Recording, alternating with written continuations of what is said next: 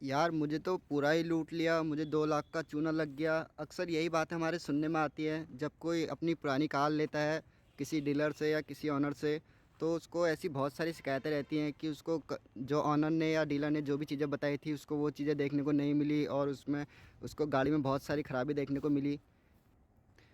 तो स्वागत है आपका सुपर मोटर्स यूके में। तो आज हम आ गए हैं कुछ ऐसी बातें आपको बताने जो आपको कोई भी सेकेंड हैंड गाड़ी लेने से पहले पता होनी चाहिए, जिससे कि आपको बाद में इन बातों का पछतावा ना हो कि आपको डीलर ने ख़राब गाड़ी दे दी या ऑनर ने जो बातें आपको बताई थी वो सारी बातें झूठ थी। तो कुछ ऐसे पॉइंट होते हैं जो आपको कोई भी गाड़ी पुरानी गाड़ी लेने से पहले आपको पता होना चाहिए, तो उन्हीं पॉइंट की आज हम इस वीडियो में बात करने वाले हैं। तो बने रहिए वीडियो के साथ आखिरी तक। और अगर आपने अभी तक हमारे चैनल को सब्सक्राइब नहीं किया है तो चैनल को जल्दी से सब्सक्राइब कर दीजिए ताकि आपको ऐसी नई नई वीडियो की नोटिफिकेशन आते रहें। तो कोई भी पुरानी गाड़ी लेते समय हमने जो सबसे पहला पॉइंट ध्यान में रखना होता है वो होता है कि हमें गाड़ी के चारों तरफ एक्सटीरियर पूरा चेक कर लेना चाहिए कि आपको गाड़ी के बाहर से किसी भी तरह का कोई डेंट या कोई किसी भी तरह का कोई पेंट रीपेंट करा हुआ तो नहीं दिख रहा है। अगर आप गाड़ी में किसी भी तरह का रीपेंट या कहीं पर ही कोई डेंट दिखता है तो आप ऑनर या डीलर से पूछ सकते हैं कि ये गाड़ी एक्सीडेंटल तो नहीं है या फिर कहीं लगी हुई तो नहीं है जिससे कि इसमें कोई ऐसा डेंट वगैरह आया है। और दूसरा पॉइंट ये है कि आप गाड़ी में ये भी चेक कर लें कि गाड़ी में किसी तरह का कोई मॉडिफिकेशन तो नहीं किया है, क्योंकि हो सकता है कि गाड़ी में किसी भी तरह का कोई एक्सीडेंटल हो या कुछ ऐसा डेंट हो तो जिसको छुपाने के लिए डीलर ने या ऑनर ने गाड़ी में किसी तरह का मॉडिफिकेशन किया है जिससे कि वो चीज़ आपको नहीं दिख पाती है। तो आपको ये चीज़ भी अच्छे से चेक कर लेनी है। और दूसरा पॉइंट ये है कि आप ऑनर से ये पूछें कि गाड़ी कितनी चली हुई है।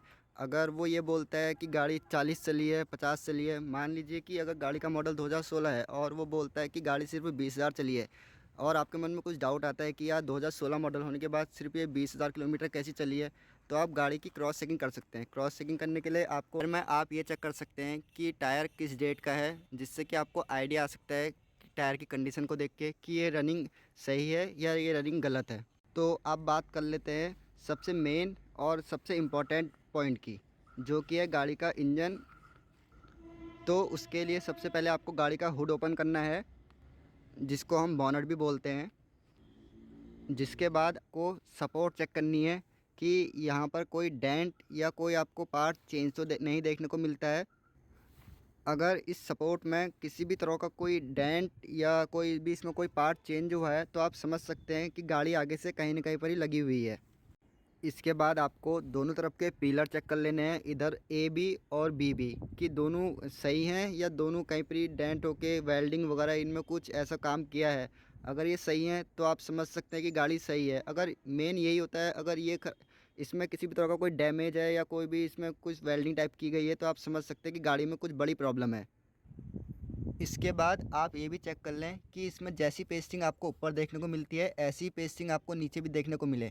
अगर ये पेस्टिंग कुछ उखड़ी है या इसमें कुछ दोबारा पेस्टिंग की गई है तो आप समझ सकते हैं कि इसमें कुछ दिक्कत है। और ये भी हो सकता है कि ये गाड़ी कहीं ज़ोर से लगी हो, क्योंकि अगर ये मेन पार्ट होता है, अगर ये सही है तो आप समझ सकते हैं कि पूरी गाड़ी सही है। और उसी के साथ आपको साथ साथ में गाड़ी का इंजन भी चेक कर लेना है कि इंजन में किसी भी तरह का कोई आपको कुछ ऐसा डैमेज या कुछ ऐसी कमी जो कि कुछ ऐसा काम कराया हो ऐसा कुछ देखने को ना मिले इंजन में।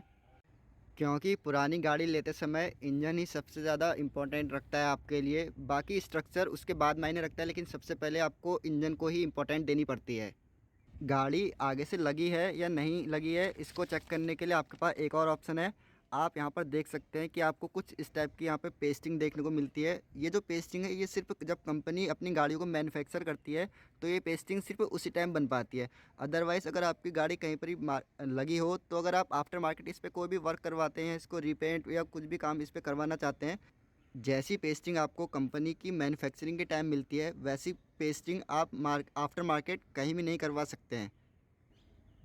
और अगर इसमें ये पेस्टिंग उखड़ी हो या कुछ आपको लगता हो कि ये पेस्टिंग गलत है तो आप समझ सकते हैं कि गाड़ी आगे से कहीं लगी हुई है और इस पे काम करवाया हुआ है।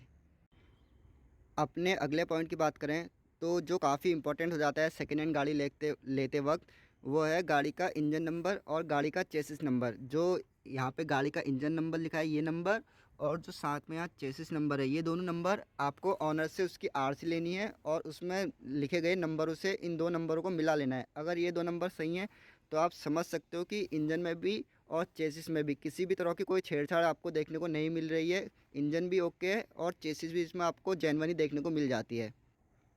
अगर ये दोनों नंबर बिल्कुल ऑक्यूरेट मैच हो रहे हैं तो आप समझ सकते हैं कि गाड़ी बिल्कुल ओरिजिनल है और गाड़ी में किसी भी तरह की कोई छेड़छाड़ नहीं की गई है। जिसके बाद आप गाड़ी का इंजन ऑयल भी चेक कर सकते हैं। जैसा कि आप मेरे सामने देख पा रहे हैं कि इसमें जो इंजन ऑयल है वो अभी काफ़ी हद तक सही है और इसमें अभी सर्विस की कोई नीड नहीं है। अगर आप देखते हैं कि आपको इंजन ऑयल में कोई कमी या कुछ ऐसा लगता है तो आप समझ सकते हैं कि आपको इसमें एक सर्विस भी करानी पड़ सकती है अभी तुरंत। बाकी बाकी आपको पूरा इंजन तो चेक कर ही लेना है कि आपको इंजन में किसी भी तरह का कोई फिजिकल डैमेज तो देखने को नहीं मिलता है। जैसे कि आप मेरे सामने जो गाड़ी देख रहे हैं ये है स्विफ्ट। इसमें आप देख सकते हैं इंजन में आपको किसी भी तरह का कोई फिजिकल डैमेज देखने को नहीं मिल रहा है। उसके बाद आप गाड़ी के नीचे से भी गाड़ी को चेक कर लें कि गाड़ी के नीचे कोई किसी भी टाइप का कोई लीकेज देखने को तो नहीं मिल रहा है। और आप गाड़ी के सस्पेंशन भी चेक कर सकते हैं कि आपको वो किस कंडीशन में देखने को मिल रहा है, क्योंकि ये बहुत इंपॉर्टेंट चीज़ होती है। इसके बाद आपको गाड़ी की डोर्स भी चेक कर लेनी है कि गाड़ी कहीं साइड से लगी तो नहीं है। उसके लिए आपको इस रबड़ को नीचे करना है और आप देख सकते हैं कि आपको यहाँ पे बहुत सारे स्पॉट्स देखने को मिल रहे हैं जो कि कंपनी जब मैन्युफैक्चरिंग करती है तो ये स्पॉट्स सिर्फ मैन्युफैक्चरिंग के टाइम ही आ पाते हैं।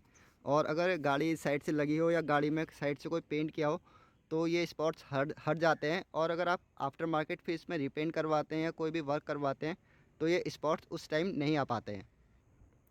और अगर आपको ये स्पॉट्स देखने को नहीं मिल रहे हैं तो आप डेफिनेटली समझ सकते हैं कि इस साइड से गाड़ी कहीं लगी हुई है और डोर्स में या पैनल्स में किसी भी तरह का कोई ना कोई काम करवाया है। इसके बाद आपको गाड़ी के टायर चेक कर लेने हैं कि गाड़ी के टायर किसी भी तरह के कोई रबड़ चढ़े हुए तो नहीं है। अगर रबड़ चढ़े हुए नहीं है तो आपको ये भी चेक कर लेना है कि आपको टायर में कितनी ग्रिप मिल रही है। जैसे आप देख सकते हैं इसमें अभी काफ़ी ज़्यादा ग्रिप है और ये अभी काफ़ी टाइम तक चल सकते हैं। अगर आपको रबड़ चढ़े हुए टायर मिलते हैं तो आप उनको बिल्कुल इग्नोर करिए, और क्योंकि वो आपको आने वाले टाइम में ख़तरे में डाल सकते हैं और अगर आप उन्हें चेंज करवाते हैं तो आपको एक अच्छा खासा खर्चा झेलना पड़ सकता है। इसके बाद आपको गाड़ी का इंटीरियर भी चेक कर लेना है। इंटीरियर में आपको किसी भी तरह का कोई फॉल्ट देखने को तो नहीं मिलता है।